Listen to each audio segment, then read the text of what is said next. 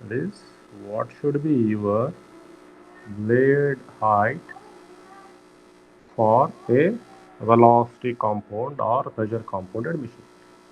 For a velocity compounded or a pressure compounded machine. Compounded machine or steam turbine or impulse turbine.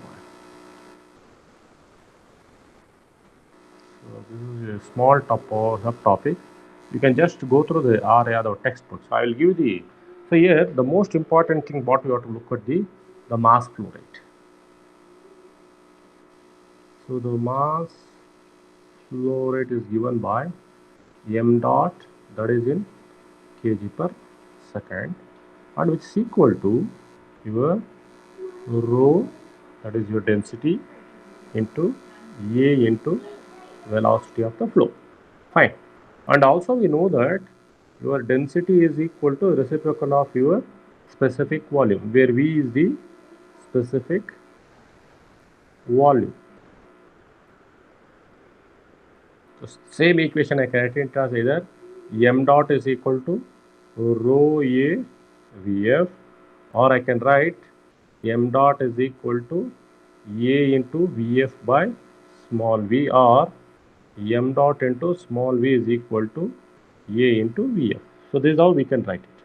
Now, if I consider the velocity triangle, so if I consider the inlet velocity triangle, something like this is my inlet velocity triangle. If I do that, so this is my V1 and this is my VR1 with alpha 1. So I do have one is the tangential component, other one is the your flow component or your this one. So this is VF1. So this will be my VW1. So what is my VW1? VW1 is equal to V1 cos alpha 1, or I can write VF1 is equal to V1 sin alpha 1.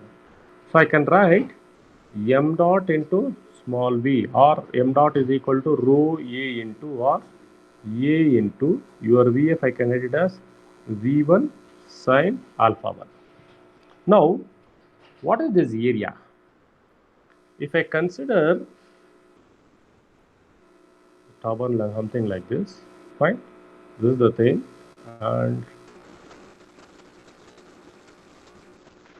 so I'll be having the blades like this.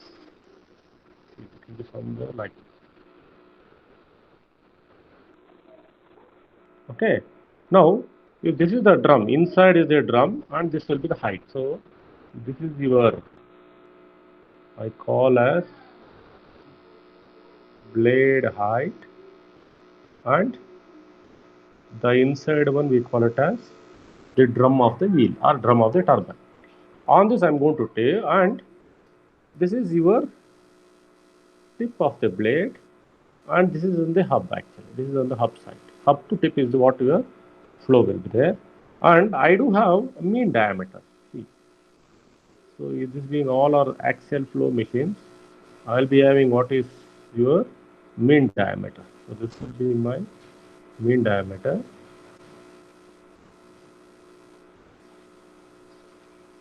This is my mean diameter. So what will be your area actually? This will be pi into d. Okay, that is area is your circumferential, that particular thing. So I have to take it as, so your mass flow rate into volume is, I can write it as pi into d. If I capital D is the, let me call DEM, that is mean diameter, into V1 into sine alpha 1. Okay, I try to calculate this particular thing. So pi into d into that particular thing. I need to consider the width of it, pi d into b. I left out that width. So this is my b into V1 sin alpha. So we have this actually. Okay. And also this is, if I call this as equation number 1. And see, when I try to have these blades in a circumferential, that is an axial flow pattern, if I open it, so this is my blades. If the blades are like this, fine. The blades are like this. I'm just opening up that particular blades. I'm going to write some 3 blades. Okay, and this becomes your pitch. We go with the same this thing. That is the S. S is the pitch of it. Okay. Already we know that if this is my beta 2, what is my mean flow path? Already we have seen the, or the, what is the flow path that particular direction. Last in the last class we saw that the flow path is actually if S, that is your pitch, into sine beta 2, and if it is having some thickness, then I have to minus the thickness. So that is your flow path. So your area, whatever we saw this area, no, earlier we used to use this particular thing, this formula we have been using. Now, to be very precise, I can use this particular thing. This becomes your flow path or area. So 5 dB we used to put it actually 5 dB and all. So now we'll go with this particular thing. And also here your area, if I want to do the flow path, if I want this to be area actually, I need to look at what is your corresponding number of nozzles, or what is how many number of nozzles are there, or what is the pitch of it. Okay, if I S is the pitch actually, and if I take the nozzle thickness as T or something, so this is your nozzle thickness T, then your mass flow rate, see, V1 into, we have something called as, what is called as the number of nozzles, Z or whatever it may be, Z or something. So if there are n number of nozzles, say for example, if there are n is the number of nozzles, if I have, or stator vanes I have along this particular thing, then this will be whatever I have along that particular thing divided by your pitch. That will be the number of nozzles. Okay, and this actually, I think some of the textbooks they call this circumference as lambda, nothing else. Pi d, I can put either pi d or I can put that as a lambda. I think R Yadav has put lambda as that one. So lambda by S or pi d by S. So pi d is your circumference. Okay. Now at any given point, if you want to find the area of it, that is your this particular area, whatever I have now, this there what we used to put this particular area. If it is simply in case of some kind of a compressor and all, simply we'll put pi d1b or pi d2b, we have solved it. So now to be very effective, what we will put that as actually that area A1 or whatever it may be is equal to your pi into d divided by S, that is number of nozzles, into your, I have a particular one particular length of that particular nozzle. Let that be some radial height or whatever it may be. See, what we try to do actually, we try to take the radial height of it. What is the radial height actually? Along the radius. See, along the radius, what is it actually? If suppose this is my,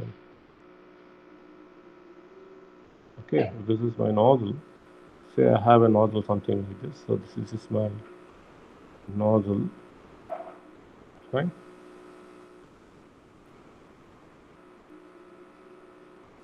This is my nozzle, and with respect to the axis, see, I do have, maybe this is the nozzle, I will be having, then I will be having a rotor. So with respect to this, I'll be having a rotor. So with respect to, say I have a drum like this, and I'll be having to that actually I'll be having this rotor. Fine, I'll be having this rotor. So now what is this actually?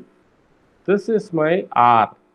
To this particular tip, I can take this as either L1 or R1 or whatever it may be, R1, R2. So First rotor, then stator, then rotor, then stator, like that. Few books they call this as the radial height. So R1 we call that as, or R I call it as radial height. So number of nozzles into the radial height multiplied by your mean flow path, that is your S into sine beta 2 minus thickness. Okay.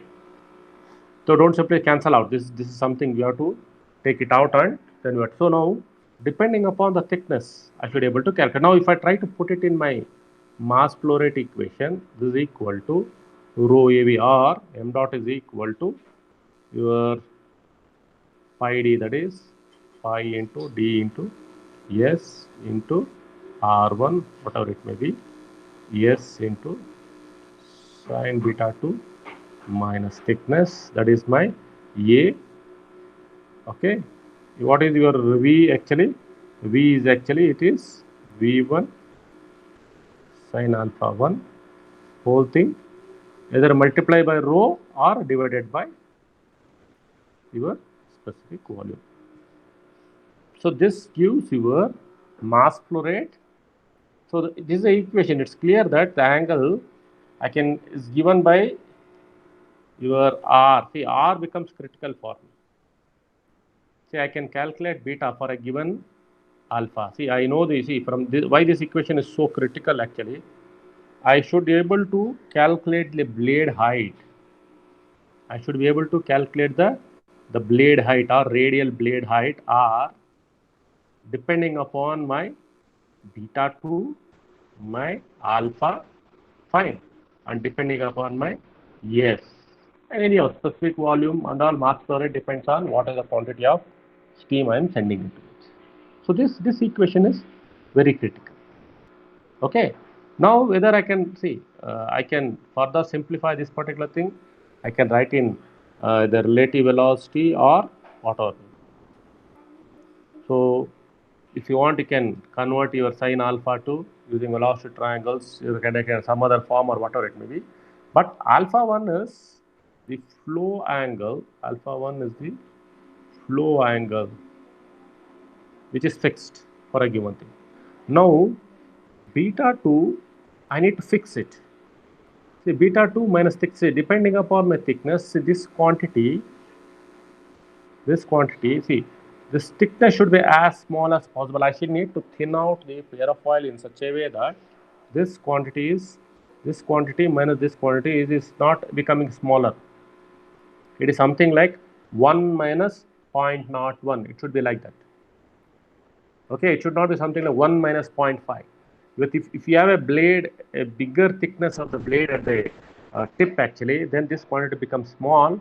Your radial height will become smaller. I won't be handled your large mass flow rate, and which will have an impact on the quality or the quantity of the steam I am handling. So radial height is very, very critical when you are handling the steam, depending upon your thickness, depending upon your flow angle and your exit blade angle. So this is what the equation. So as I can write the same equation, see the same equation whatever I have written with respect to inlet. See, this is beta 2 is the exit blade angle. The same equation I can write it for your exit also. So instead of A1 at the inlet, I can write it A at the exit. Okay. Fixed blade also I can write it. So same formula. So formula remain the same. Okay. The formula remain the same. So based upon that particular formula, I can use. So this is your formula. I think further discussion you can look into your RR. So this is about your unit 2, where we looked into different types of steam turbines, classifications, expression for work done for single stage. Then we looked at degree of reaction, what are the different forces acting on the blades. Then we looked at the velocity diagrams and how we can write the velocity diagram for a single stage, then multiple stage, and we got the gross stage efficiency, and we solved a couple of numericals on that, maybe 2 stage and that. So the same thing can be extended for 3 stages. So the simple, there can be one topic they can ask, maybe a subtopic is why we have to go for velocity compounding. What are the advantages and disadvantages? It's most of the textbooks we have a standard 2 or 3 columns. We can just go through that. There is not much to discuss because why we go for a compounding, what happens in case of a velocity compounding, what happens in case of pressure compounding, what will happen in case of a pressure velocity compounding, already we have seen. Fine. So this is about your unit 2, and whatever I have done till this particular point, you can just go by that particular syllabus, and this will be there for your test 2. Fine. So we'll enter into the next chapter.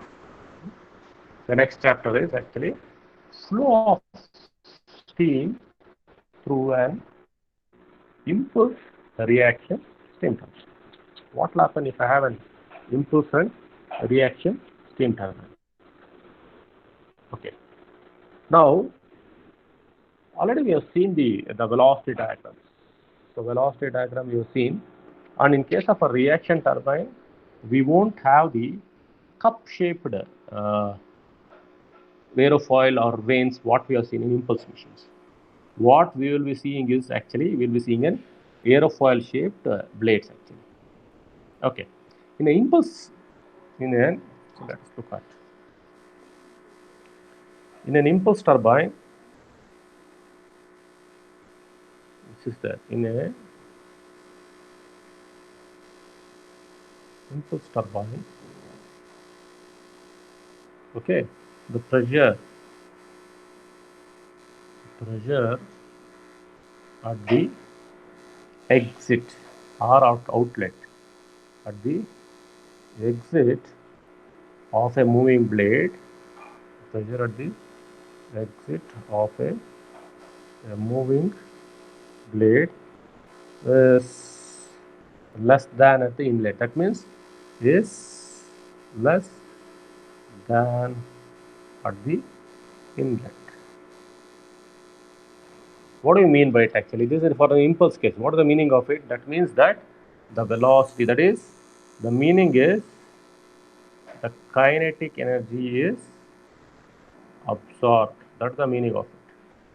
The kinetic energy is absorbed. So when this completely happens only in the rotor, so such a machine we call it as an impulse machines. Fine. So if we go for an aerofoil cross section, that is for a reaction machine. If you go for a reaction machines here, but in a reaction turbine, the velocity almost remains same. Velocity remains same. But what happens there? But remains pressure, and the pressures, okay, the pressure is absorbed. Pressure gets reduced. So kinetic energy is absorbed. Here pressure is absorbed. So that is the pressure energy is absorbed. Okay. If I try to draw the velocity diagrams for such situations, draw the velocity diagram, stage velocity diagram for such machines, what will happen? Okay. Let me have the one stage of it. So let me write the stage of that particular. This is my one stator followed by a rotor. This is a stator and a rotor. So what will happen? I do have blade like this. So let me write 2 blades. This is what happens. Fine. The fluid enters actually here, and this is the first, second. Okay, the rotor This is the stator and rotor. So rotor, what will happen? It will be, the blade will be like this. Always your leading edge will see the fluid inlet, and this will be the exit. Okay, fixed blade or rotor blade. And if where we are going to draw the velocity triangles actually. So the velocity triangles we are going to put for the rotor at 1 and 2. This is what we are going to do. Let us draw the velocity triangle for it. What's it actually? If suppose the whole thing is moving at a speed of omega n, this is the direction of its rotation. This is how it is rotating. Fine, this is how it is rotating. So what will happen? The fluid is moving like this and it's rotating like that. And if I go by the direction of its rotation, so this is my u. So here what will happen? This being an impulse reaction machine. So this will be, the fluid will be entering at some velocity at alpha 1. This remains the same. So this will be my V1. This will be my VR1. So whatever we draw for we drew it for your impulse machine, it remains the same. Where the changes will come? The changes will happen at your, see, this is my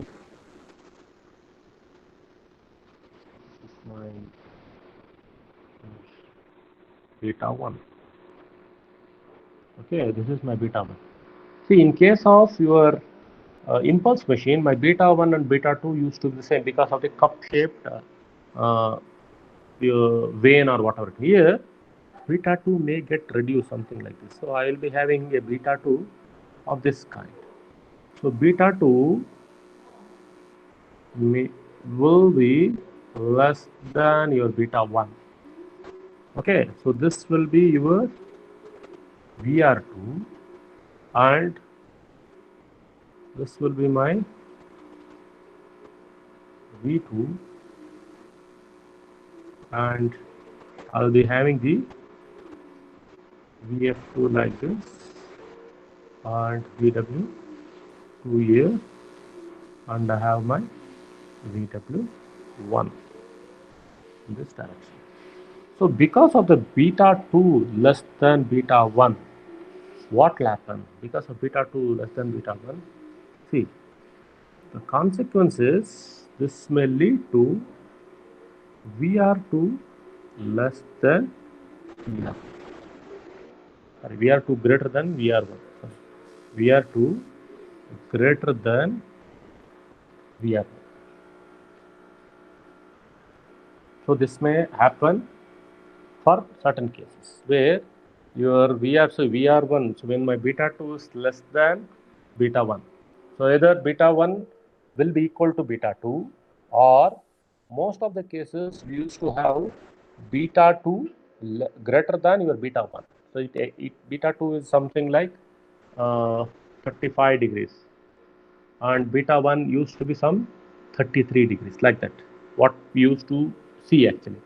So for this kind of situations where we have the impulse and reaction turbines, I may end up with a situation where your beta 2 becomes so critical that beta 2 will be less than your beta 1 and your VR2 will be greater than your VR1. So you can, if you draw it to the scale, actually, if you draw it to the scale, on the scale, on the maybe on the graph sheet, you can see this. You can clearly visualize this. So now, what will happen? Say, for example, if I have the force, if I try to look at it, if I try to look at the different types of forces acting on your impulse machines, or sorry, your turbine blade impulse reaction machines. Suppose if I draw this as my blade, okay, this as the blade, and suppose I have an impulse force like this, okay, this is my impulse force, and reaction force will be exactly maybe a little bit opposite to it. So this will be my reaction force, and what will be the resultant force? Resultant force will be the closing curve. Actually, this will be the resultant force. Okay. So this is the force actually. Now, if I go for a machine with a tangential force or an impulse force in a direction radial to it. So this is your radial. Look at this. This is your whatever the direction. So I'll be having, if I have a blade of like this, so I have a blade of like this, and my impulse force in this direction. You might have seen that impact object, this experiment you might have done in your lab. Fine. If this is my impulse force, or we call for a tangential force, means what is the tangential force? Which is, say, if I have a wheel like this, see, if I have, what is that is tangential force actually? If I have a wheel like this force is exactly tangent to this wheel. Okay, and I will be having a cups, whatever the cups we have now. The best example is your Pelton turbine, like that. So this particular force is acting tangential to your blade or a cup actually. If that is the case, your impulse force in this direction, and whatever may be your axial or reaxial force, whatever it may be, that particular force will be in this direction. Fine, your reaction or the axial force or action force, and this will be my resultant force for that case. So this may be one condition, this may be another condition. So components of these forces, that is tangential, expansion of the steam. See why all these things happens actually. All these things happens because of the expansion of the steam. Expansion of the steam in the turbine. So when the steam expands in the moving blade, the velocity of the steam increases. Fine. The velocity of the steam increases. So what will happen when you have this particular thing? Let me name this actually. Let me call this as some A, B, C, D, E, and F. So when this expansion takes place, so this V1, so this particular component of this particular thing, so this particular point, I may reach a point something like this is expansion. If the steam breaks like this, so I make it a point something like this. So that be EFG. Okay, let me call that as G.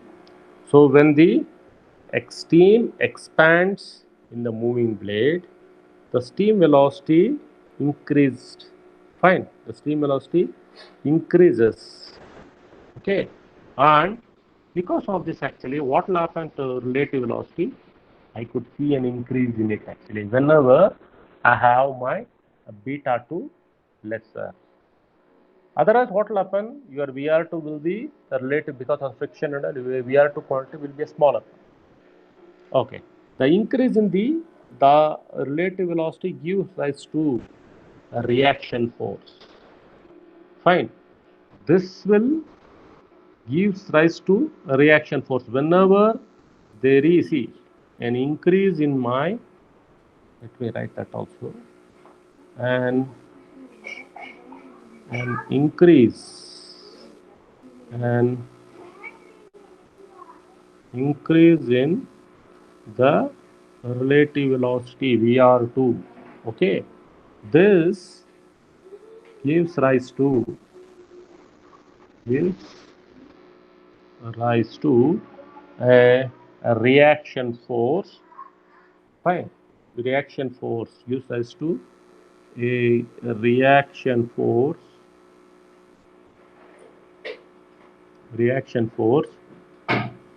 per unit time,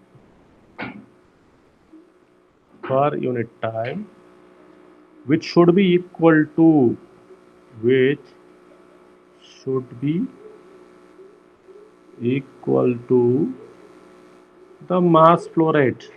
Otherwise, it won't balance. See, the reaction force, the unit is kgs or whatever it may be. Reaction force, kg for whatever it may be. The mass flow rate or kg per second. I'm speaking in terms of mass of it, actually, not in terms of weight.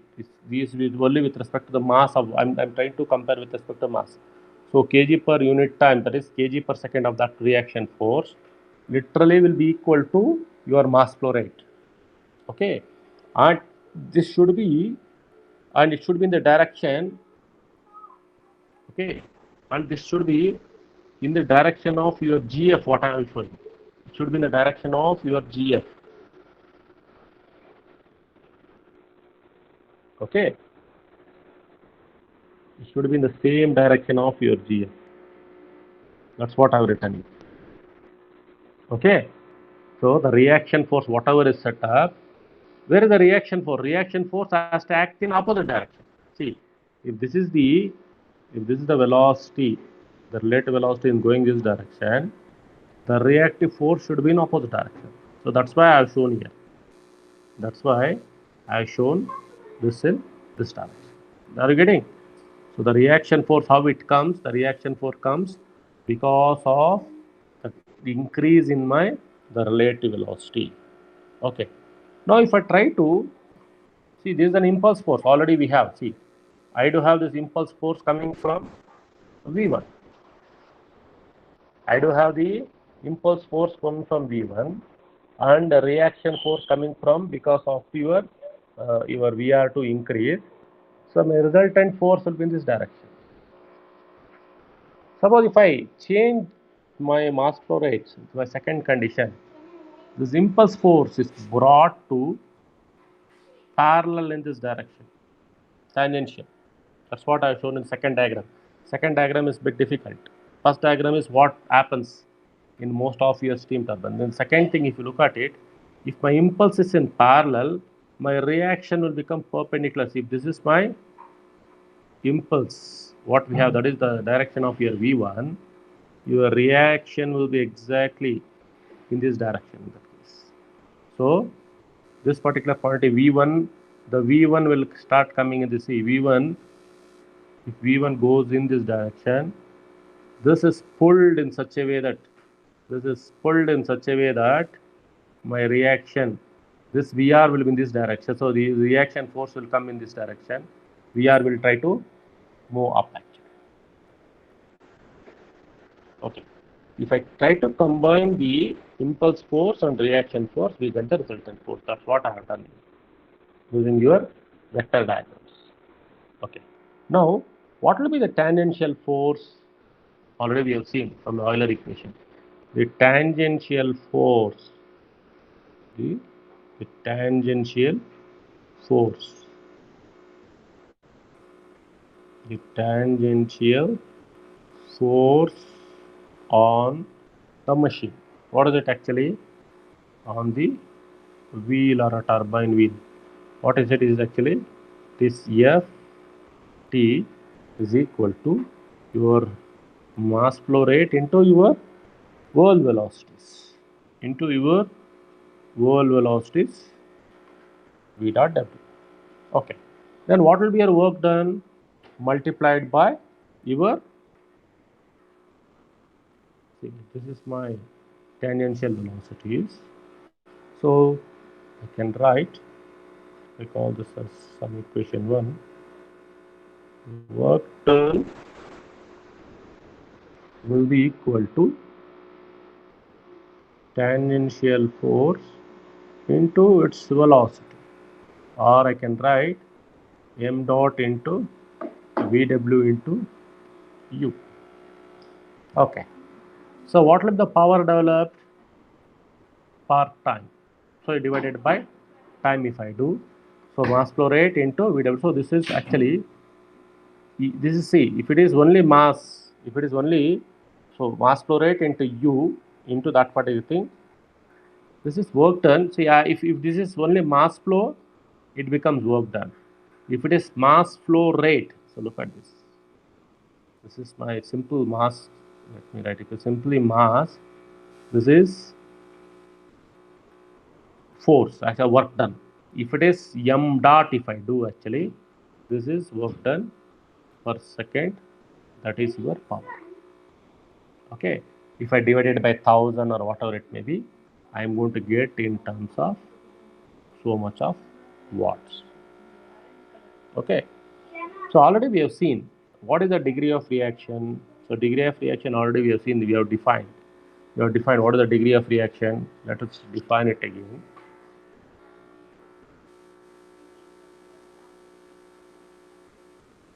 Degree of reaction R. Okay, it is defined as the ratio of, it is defined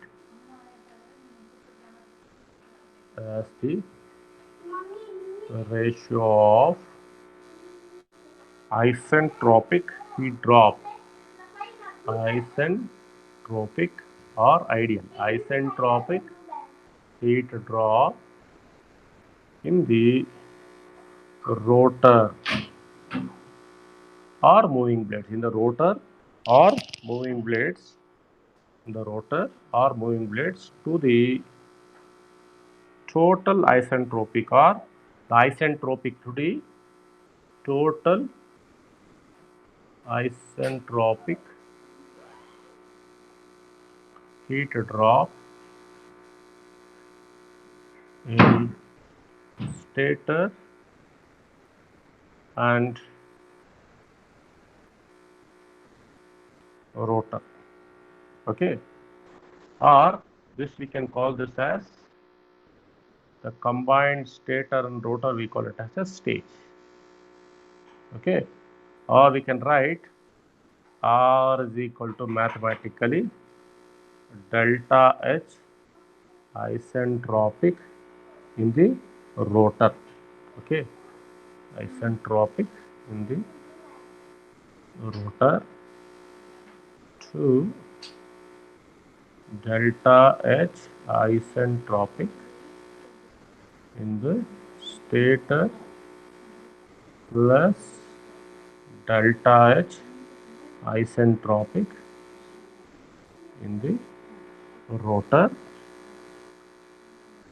This we call it as, okay, this stage. This we call it a stage. Okay. Now in pure impulse, what will happen? If it is a pure impulse, R should be equal to 1. Okay. What do you mean by it actually? For a pure impulse machine or a turbine, R is equal to 1. If that's the case, so delta H isentropic rotor and delta H isentropic rotor, so numerator and denominator should be the same. I shouldn't have any isentropic enthalpy in the stator. Okay, should be known the pure impulse degree of reaction. If it is a pure impulse machine, sorry, if it's a pure impulse machine is 0. In a pure degree, in the pure reaction machine, impulse machine it is already 0. We have seen. In a pure reaction machine, R is equal to 1. In a pure reaction machine, already we have seen for the impulse case. In a pure reaction machine, R is equal to 1. That means I'll be having the isentropic enthalpy drop only in the rotor. I don't have any similar to this in the stator. Okay. If I have such conditions, what will happen in case of a HS diagram? Let's look into it. So have an HS diagram like this, an HS diagram like this, and we have different pressures. Let me have 2 stages. These are the pressure curves.